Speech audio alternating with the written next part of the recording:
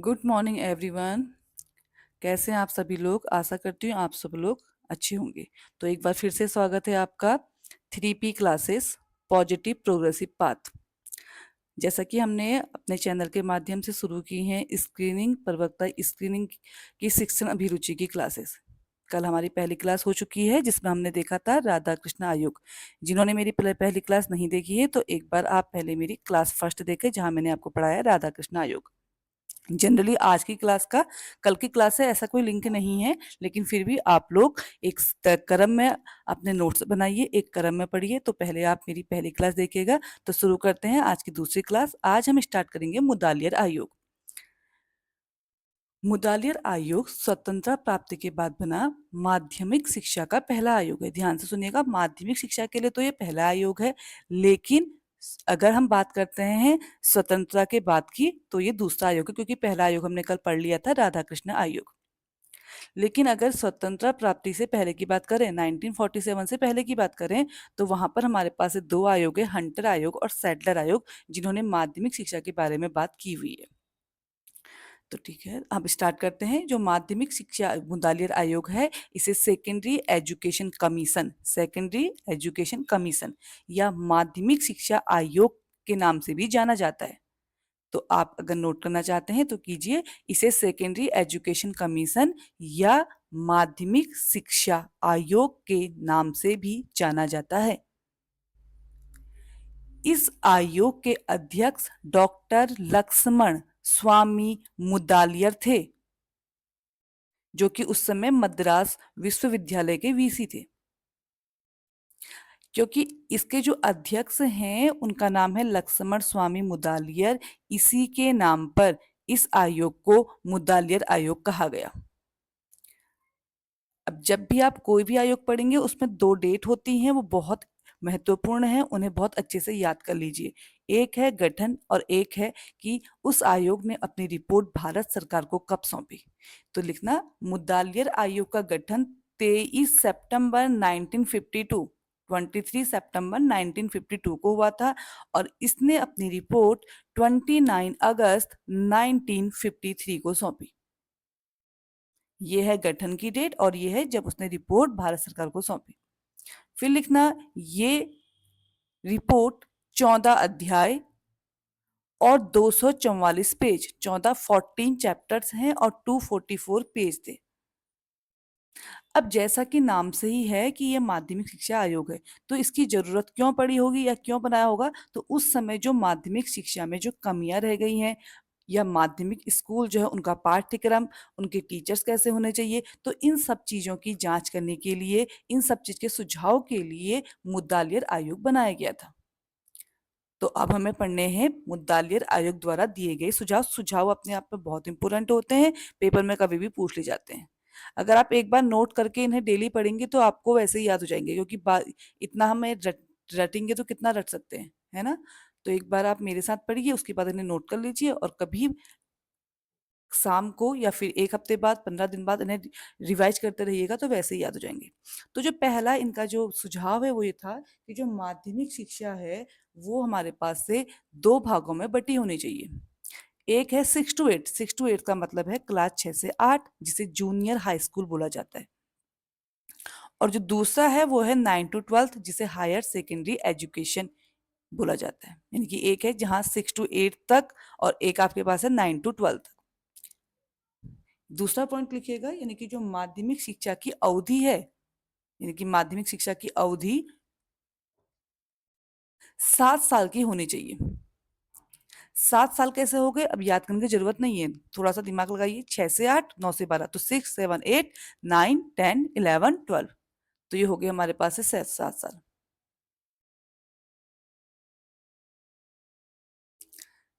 लिखना, माध्यमिक शिक्षा की अवधि 7 साल की होनी चाहिए। जो तीसरा पॉइंट है वो इन्होंने बोला था, केंद्र की तरह राज्य में भी राज्य शिक्षा सलाहकार बोर्ड का सुझाव दिया। जैसे कि केंद्र में, सेंट्रल में हमारे पास से शिक्षा सलाहकार बोर्ड है, वैसे ही हमारे पास से राज्यों में भी शिक्षा सलाहकार बोर्ड होना चाहिए। इसका सुझाव इन्होंने दिया है। इसके बाद यहाँ पर एक सुझाव और लिख लेना, इन्होंने कहा था कि माध्यमिक शिक्षा में आने से पहले, माध्यमिक शिक्षा का मतलब आपके पास हो गया यहाँ जूनियर हाई स्कूल में आने से पहले, इनकी क्लास 6 में आने से पहले बच्चों को कक्षा 5 की परीक्षा उत्तीर्ण करना अनिवार्य है। तो यहाँ पर आप एक पॉइंट बढ़ा लीजिएगा, लिखना माध्यमिक शिक्षा में प्रवेश से पहले कक्षा 5 की शिक्षा उत्तीर्ण करना अनिवार्य है। ठीक है। अब जो माध्यमिक शिक्षा है ये हमारे पास है 7 साल की थी, अभी आपने देखा था। तो इसमें किस आयु वर्ग के जो बच्चे होंगे, तो उसमें लिखना ये शिक्षा जनरली 11 से 17 वर्ष तक की आयु के छात्र छात्राओं को दी जानी चाहिए। यह शिक्षा 11 से 17 वर्ष तक की आयु के छात्र छात्राओं को दी जानी चाहिए। फिर इन्होंने कहा कि जो 11th और 12th की क्लासेस है उसमें थोड़ा सा परिवर्तन करने की जरूरत है। जो 11 वाली क्लास है उसे हाई स्कूल से, और जो 12वीं कक्षा है उसे विश्वविद्यालय से संबंध कर देना चाहिए। 11वीं को हाई स्कूल से यानी कि 10th से, और जो 12वीं क्लास है उसे विश्वविद्यालय से, यानी कि 12 के बाद बच्चा कहाँ जाता है, कॉलेज जाता है, तो उसे पहले से ही मतलब कुछ ऐसा ज्ञान देना चाहिए, विश्वविद्यालय से संबंध कर देना चाहिए। इसके बाद इन्होंने कहा जो उस समय का मतलब जब ये आयोग बना होगा, उस समय जो माध्यमिक विद्यालय थे उनको बहुउद्देशीय माध्यमिक विद्यालय में बदलने का सुझाव दिया, यानी कि जिसके उद्देश्य बहुत सारे होंगे, बच्चों को बहुत सारी चीजें सिखाई जाएंगी, बहुत सारी करिकुलर एक्टिविटी करवाई जाएंगी। ठीक है। तो यहाँ पे लिखना कि माध्यमिक विद्यालयों को बहुउद्देशीय माध्यमिक विद्यालय में बदलने का सुझाव दिया।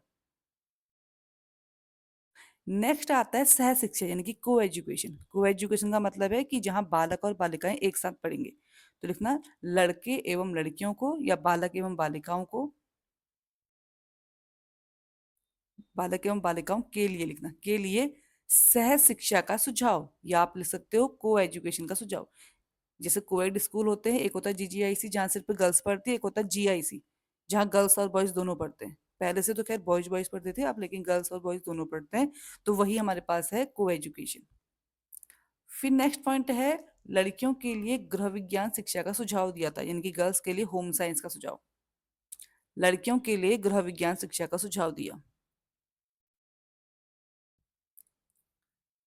इसके बाद नेक्स्ट है हमारे पास से हिंदी को राष्ट्रीय भाषा का सुझाव, यानी कि उनका हिंदी राष्ट्रीय भाषा और इसे हर क्लास में पढ़ाना चाहिए।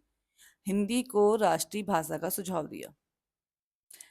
अगला पॉइंट लिखिएगा सरकारी नौकरियों के लिए भी हिंदी की अनिवार्यता, सरकारी नौकरियों के लिए भी हिंदी की अनिवार्यता। फिर नेक्स्ट पॉइंट है इन्होंने कहा कि जो आपके पास से परीक्षाएं हैं, यानी कि जो एग्जाम्स होते हैं, जैसे हम हाफ ईयरली लेते हैं, ऐसे लेते हैं, एनुअल होते हैं, ये सब नहीं होने चाहिए। पूरी पाठ्यक्रम में एक ही परीक्षा का सुझाव दिया था, लिखना केवल एक परीक्षा पूरे पाठ्यक्रम में होनी चाहिए, केवल एक परीक्षा पूरे पाठ्यक्रम में होनी चाहिए, एक परीक्षा पूरे पाठ्यक्रम में होनी चाहिए। पूरे पाठ्यक्रम का मतलब है यानी कि एक साल में बच्चे का जो करिकुलम होता है, जो पढ़ता है, वो उसमें एक ही परीक्षा होनी चाहिए। फिर सपोज दैट परीक्षा में किसी बच्चा फेल हो गया या उसके मार्क्स कम आ गए, तो कंपार्टमेंट जो बैक आती है उसका सुझाव भी इन्होंने दिया था। तो लिखना, लेकिन सुझाव दिया था सिर्फ एक परीक्षा में, तो लिखना एक परीक्षा में, एक परीक्षा में कंपार्टमेंट या बैक, आप जो भी लिख सकते हो अपने समझने के लिए, कंपार्टमेंट का सुझाव, कंपार्टमेंट परीक्षा का सुझाव। फिर उन्होंने कहा था कि माध्यमिक स्तर पर अंग्रेजी अनिवार्य होनी चाहिए। अब देखिए ऊपर भी बोला हिंदी की, यानी कि तो हिंदी जो बोला था इन्होंने, कहा था कि बेसिक लेवल से, यानी कि प्राथमिक से ही हिंदी पढ़ाई जानी चाहिए। और यहाँ बोला है कि माध्यमिक स्तर पर, माध्यमिक स्तर क्या हो गया आपके पास से जो 6 से होता है, 6 to 12th। आपने देखा होगा पहले से, या जैसे हमारे टाइम पे भी जो सीधे मतलब कि जो सिर्फ सरकारी स्कूल में पढ़ते थे वो 6 से ही हिंदी पढ़ा करते थे। तो लिखना, सॉरी, 6 से ही इंग्लिश पढ़ा करते थे। तो लिखना माध्यमिक स्तर पर अंग्रेजी अनिवार्य होनी चाहिए।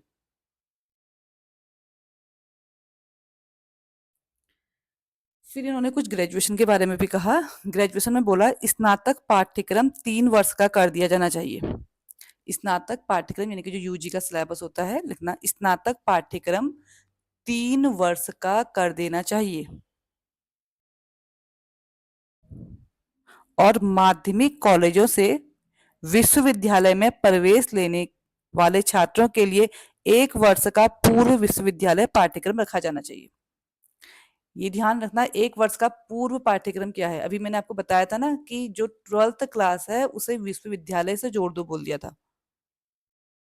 12th क्लास को विश्वविद्यालय से जोड़ दो, तो वो यही है कि जो आपके पास है माध्यमिक कॉलेज से जो विश्वविद्यालय में प्रवेश लेने वाले छात्र हैं उन्हें 1 वर्ष का पूर्व विश्वविद्यालय पाठ्यक्रम पढ़ाया जाना चाहिए। 1 वर्ष का पूर्व विश्वविद्यालय पाठ्यक्रम। तो कहने का मतलब इजी है ना, जो कॉलेज यानी कि जो स्कूल है माध्यमिक शिक्षा के, वो कॉलेज से जुड़े हैं, क्योंकि कहा था कि 12वीं तक की जो कक्षा है, 12वीं की क्लास, उसे कॉलेज से जोड़ दो। तो कॉलेज से जोड़ने का मतलब ये नहीं कि वो 4 साल पढ़ेगा, यानी कि जब वो 12th में होगा वो थोड़ा बहुत हमारे पास से स्नातक लेवल का पढ़ लेगा। नेक्स्ट पॉइंट लिखिएगा, कक्षा 11 उत्तीर्ण करने वाले छात्रों को विभिन्न व्यावसायिक विभिन्न व्यावसायिक व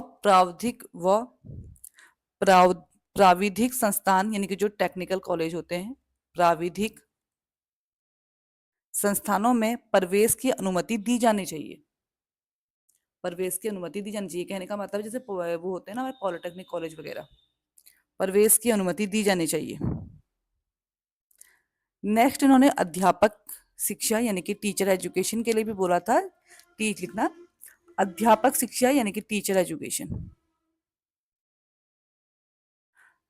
अध्यापक शिक्षा की 2 संस्थाओं की इन्होंने संस्तुति दी है, यानी कि टीचर एजुकेशन के लिए 2 टाइप की संस्था के बारे में बात की है। ये 2 संस्था जैसे आज के टाइम में है, जैसे हमारे पास क्या होता है, एक होता है डीएलएड और एक होता है बीएड, वैसे ही इन्होंने भी बोला था, लेकिन नाम तब डीएलएड नहीं था। जैसे कि डीएलएड क्या होता है हमारे पास से बेसिक के लिए होता है, बेसिक यानी कि प्राइमरी टीचर्स के लिए 1 to 5 के लिए, और जो बीएड है वो हमारे पास से 6 to 12 के टीचर्स के लिए होता है। तो वहां पर उस समय जो बेसिक का नाम है वो था हमारे पास से बेसिक ट्रेनिंग सर्टिफिकेट प्राथमिक शिक्षक प्रशिक्षण संस्थान। लिख लेना, प्राथमिक शिक्षक प्रशिक्षण संस्थान। ये कोर्स 2 साल का ही होता था, जैसे अभी डीएलएड 2 साल का है। और सेकंड था हमारे पास से माध्यमिक अध्यापक प्रशिक्षण संस्थान, माध्यमिक अध्यापक प्रशिक्षण संस्थान। ठीक है, इतने पॉइंट नोट कर लीजिएगा। फिर जो नेक्स्ट पॉइंट है इन्होंने बात की थी कि जो ग्रामीण क्षेत्र हैं वहां आवासीय विद्यालयों की स्थापना होनी चाहिए। ये बहुत इंपॉर्टेंट पॉइंट है, पेपर में बहुत बार आ जाता है, ध्यान से लिखिएगा। जो नेक्स्ट पॉइंट है,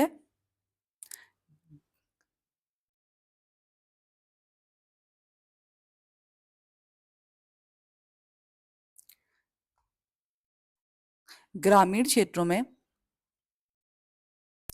ग्रामीण क्षेत्रों में आवासीय विद्यालय आवासीय विद्यालय आवासीय विद्यालय का मतलब जैसे हमारे पास जो जे वो होते हैं ना, क्या कहते हैं उसे, नवोदय विद्यालय। बच्चा क्या करता है, वहीं रहता है, और जनरली जो नवोदय विद्यालय होते हैं वो होते भी गांव के लिए ही बनाए गए थे। ठीक है, तो कभी पेपर में आ जाता है कि जो ये नवोदय विद्यालय वाला कॉन्सेप्ट है ये कहाँ से आया। ग्रामीण क्षेत्रों के लिए आवासीय विद्यालयों का प्रारंभ, इनकी रेजिडेंशियल स्कूल।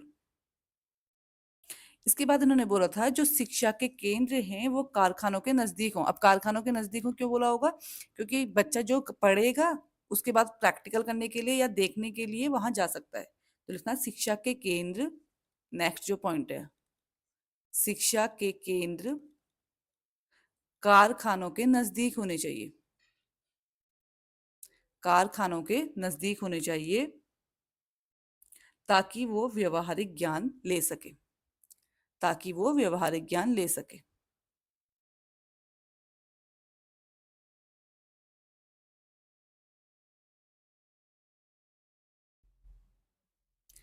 नेक्स्ट इन्होंने तकनीकी शिक्षा के लिए आईटीआई पर जोर दिया, तकनीकी शिक्षा के लिए आईटीआई पर जोर दिया। फिर उन्होंने कहा कि जो बालक विशिष्ट होते हैं, विशेष होते हैं, उनके लिए विशिष्ट विद्यालयों का प्रारंभ, इसका भी सुझाव दिया है। विशिष्ट विद्यालयों का प्रारंभ, विशिष्ट विद्यालयों का प्रारंभ। और मेन इंपॉर्टेंट चीज इन्होंने कहा कि हमारे पास से जो ग्रेडिंग सिस्टम है उसे अपनाया जाए। ग्रेडिंग सिस्टम को, जैसे परसेंटेज और मार्क्स आते हैं, वो नहीं होना चाहिए, ग्रेडिंग सिस्टम, ग्रेडिंग सिस्टम को अपनाया जाए, यानी कि परीक्षा प्रणाली में ग्रेडिंग सिस्टम को अपनाया जाए। तो ये कुछ इंपॉर्टेंट सुझाव हैं जो कि मुतालियत आयोग ने दिए हैं पेपर में, इनसे जरूर क्वेश्चन आने के चांसेस हैं, आप इन्हें अच्छे से नोट कीजिएगा। ठीक है, इसके बाद कुछ पाठ्यक्रम भी है, तो थोड़ा सा नोट कर लेना कि इन्होंने पाठ्यक्रम के बारे में क्या बताया था। सबसे पहले उन्होंने कहा था कि भाषा के शिक्षण हेतु 5 भिन्न भाषा समूह होने चाहिए। इनकी भाषा के लिए इन्होंने 5 भिन्न समूह बताए हैं। वो समूह है, एक तो है मातृभाषा, जो कि उन्होंने कहा बिल्कुल बेसिक लेवल से दी जानी चाहिए। दूसरा हमारे पास है प्रादेशिक भाषा, वह मातृभाषा ना हो, यानी कि अपने जो हमारे जो लोकल एरिया में या प्रदेश में जो भाषा चलती है उसका भी ज्ञान होना चाहिए। प्रादेशिक भाषा, प्रादेशिक भाषा में मातृभाषा नहीं आएगी। तीसरा उन्होंने बोला था कोई संघीय भाषा। चौथा इन्होंने बोला है शास्त्रीय भाषाएं, और पेपर में एक बार आया भी था कि इनमें से कौन शास्त्रीय भाषा नहीं है। शास्त्रीय भाषाएं, तो शास्त्रीय भाषा में लिख लेना संस्कृत, अरबी, फारसी, लैटिन। वैसे तो अभी और भी बहुत सारी हैं, पता नहीं क्या क्या है, बाद में जब मुझे देखूंगी तो मैं आपको बताऊंगी। संस्कृत, अरबी, फारसी, लैटिन। और एक उन्होंने कहा था अंग्रेजी जो है वो अंतर्राष्ट्रीय भाषा है, यानी कि उन्होंने भाषा के ना 5 समूह बताए, भाषा को 5 तरीके से बांटो बोला उन्होंने। एक बोला कि मातृभाषा होनी चाहिए, एक है कि हमारे पास है प्रादेशिक भाषा, एक है संघीय भाषा, और एक हमारे पास है अंग्रेजी हो गई जो कि हमारे पास से अंतर्राष्ट्रीय भाषा है, और एक इन्होंने कहा कि हमारे पास से जो भाषा है उनका एक और ग्रुप है जिसे बोला जाता है शास्त्रीय भाषाएं। नेक्स्ट उन्होंने बोला कि जो माध्यमिक स्तर पर इन भाषाओं के, तो उन्होंने प्रकार बताए कि भाषा जो होती है वो इतने टाइप की है। इसके बाद इन्होंने बोला कि जो माध्यमिक स्तर पर शिक्षा दी जा रही है वो हमारे पास से मातृभाषा या प्रादेशिक प्रादेशिक भाषा में दी जानी चाहिए। तो लिखना माध्यमिक, माध्यमिक स्तर पर शिक्षण का माध्यम, माध्यमिक स्तर पर शिक्षण का माध्यम मातृभाषा या प्रादेशिक भाषा हो, मातृभाषा या प्रादेशिक भाषा, यानी कि उसके उनके राज्य में पर्टिकुलर जो भाषा चलती होगी वो हो। ध्यान रखना भाषा की बात की जा रही है, बोली की बात नहीं की जा रही है। जैसे उत्तराखंड में कुमाऊनी गढ़वाली है, ये भाषा नहीं है, बोलियां हैं, ठीक है, इसीलिए इन लैंग्वेज में पढ़ाया नहीं जाता है।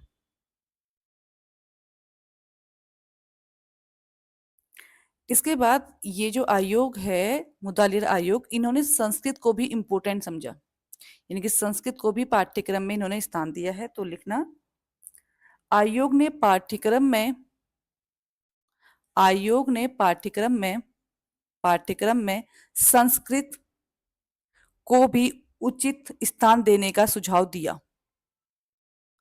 आयोग ने पाठ्यक्रम में संस्कृत को भी उचित स्थान देने का, संस्कृत को भी उचित स्थान देने का सुझाव दिया है, सुझाव दिया है। नेक्स्ट इन्होंने यही बोला, क्योंकि अभी आपको बताया था कुछ चीजें थोड़ा सा ध्यान से आप लोग वैसे भी कर सकते हैं। जैसे मैंने कहा कि इन्होंने कहा कि जो शिक्षा के केंद्र हैं वो कारखानों के नजदीक होने चाहिए, कि बच्चा जो भी पढ़ेगा वो वहां उसका व्यवहारिक ज्ञान ले सकता है। तो इसका मतलब इन्होंने मेनली क्या कहा कि जो हमारे पास से बुकिस जो नॉलेज है, यानी कि जो सैद्धांतिक पढ़ाया जाता है स्कूल में, उसकी अपेक्षा क्या करना चाहिए, क्रियात्मकता को जोर देना चाहिए। ठीक है, इनके बच्चा देख के भी आए चीजों को, इनकी व्यवहारिक ज्ञान पर ज्यादा जोर दिया है। इन्होंने कहा कि पाठ्यक्रम में विषयों की भरमार के बावजूद पाठ्य सामग्री समृद्धिशाली एवं महत्वपूर्ण नहीं है। तो बहुत ज्यादा पाठ्यक्रम बड़ा नहीं होना चाहिए। नेक्स्ट चीज ये बोली कि पाठ्यक्रम हमारे पास से लिमिटेड होना चाहिए, बहुत ज्यादा बड़ा नहीं होना चाहिए। इसके बाद इन्होंने कुछ विषय के बारे में बताया है, कुछ इंपॉर्टेंट विषय कि किस क्लासेस में कौन से सब्जेक्ट पढ़ाए जाने चाहिए, तो नोट कीजिएगा।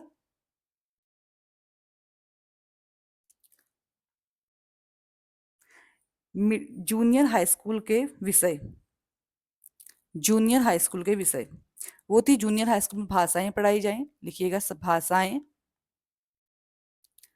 सामान्य ज्ञान, भाषाएं, सामान्य विज्ञान, गणित, कला एवं संगीत, शिल्प,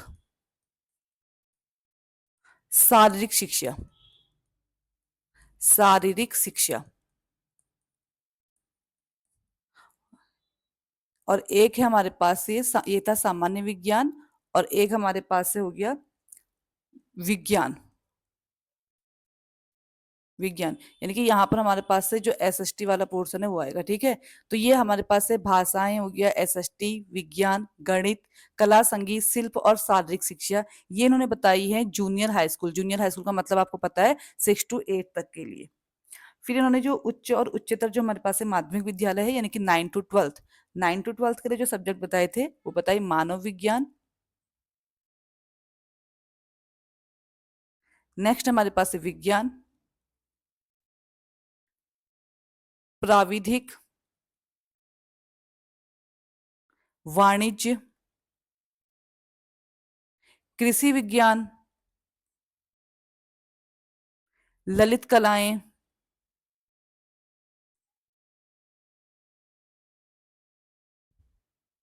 और गृह विज्ञान, गृह विज्ञान।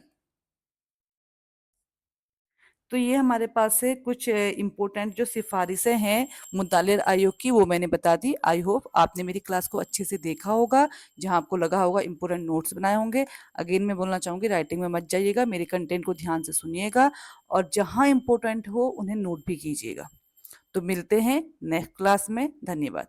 और हाँ, मेरे चैनल को अगर आपने सब्सक्राइब नहीं किया है तो अगर आपको अच्छा लगता है लाइक कीजिए, सब्सक्राइब कीजिए और अपने दोस्तों के साथ साझा कीजिए।